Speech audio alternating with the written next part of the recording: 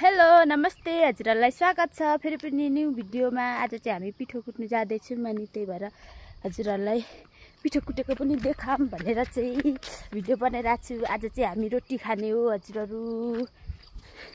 हामी तीनजना चाहिँ जाँदैछौँ पिठो कुट्नु गएको मम्मी। किन पिठो कुट्नु? पिठो कुट्नु रोटो रोटो रोटो यस्तो घुमाउने रोटो। अब यसलाई सफा गरेर यो चाहिँ किन राखो पाठालाई? ए यहाँ राख्नु भएको थियो के हो? आएको छु म सफा गर्छु। मोमो छोड्दिनु। तपाईहरुको चाहिँ छाइसक्नु भएको घर? मोमो राख्नु त अस्ति छाएको तर हिजो चाहिँ झोरी मारेर सकेको। ए कवि घाँसमा गएको।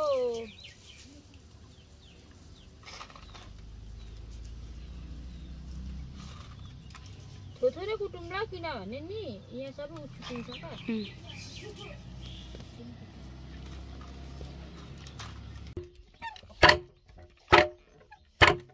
बिस्तारै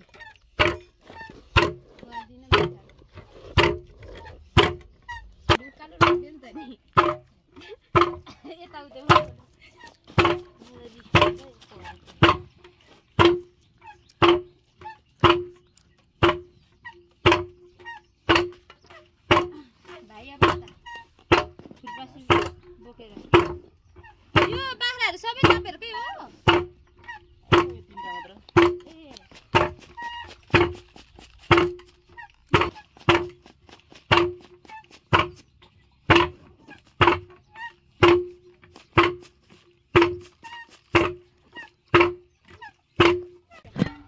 लु अब चाहिँ हैन, अब चाहिँ लाग्यो।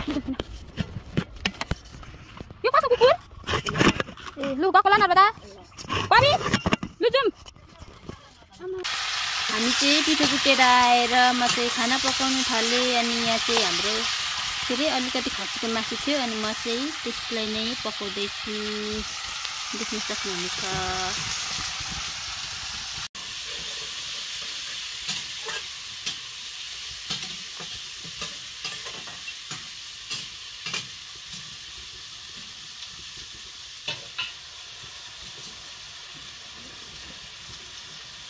चाहिँ खरेर यस्तो भयो। अब लाउँछु टमाटर अनि लगाउ मसला अदुवा लसुन।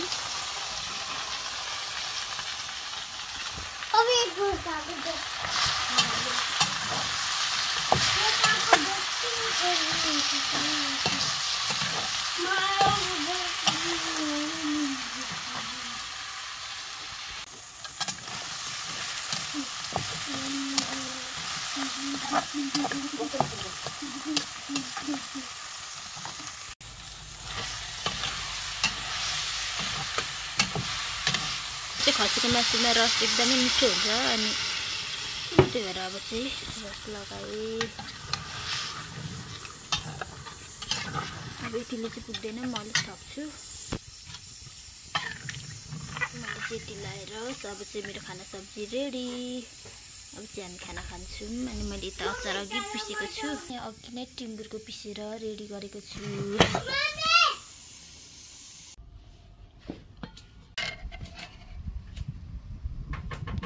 घिउ लाउने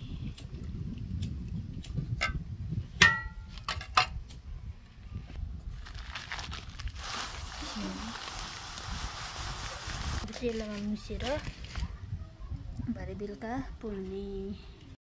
हजुरहरू मेरो पिठो चाहिँ रेडी भयो। यतिको भयो। अब चाहिँ म यसलाई 2-3 घन्टा के अरे छोपेर राखेर चाहिँ बेलुका मात्रै पोल्छु। यतिको भयो। अब रोटी चाहिँ कस्तो हुने हो अब भरे मात्रै थाहा हुन्छ। हजुरहरू म चाहिँ रोटी पोलिरहेको छु अहिले बेलुका होइन। तर रोटी चाहिँ त्यस्तो राम्रो चाहिँ भएन, यतिको चाहिँ हुँदैछ। म हजुरहरूलाई फाइनल्ली सबै रोटी पोलिसकेर देखाउने छु। मैले चाहिँ बेलुका रोटी पोलेको चाहिँ भएन। मेरो बेलुकाको रोटी चाहिँ यस्तो भएको थियो अनि मैले अहिले बिहान चाहिँ पोलेर यस्तो बनाएको छु रोटी। अब चाहिँ पिठो पनि सकिन आँट्यो। देख्न सक्नुहुनेछ रोटी।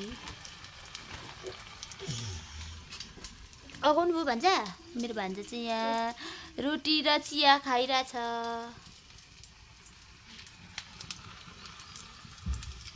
ला हो चुट्यो यो त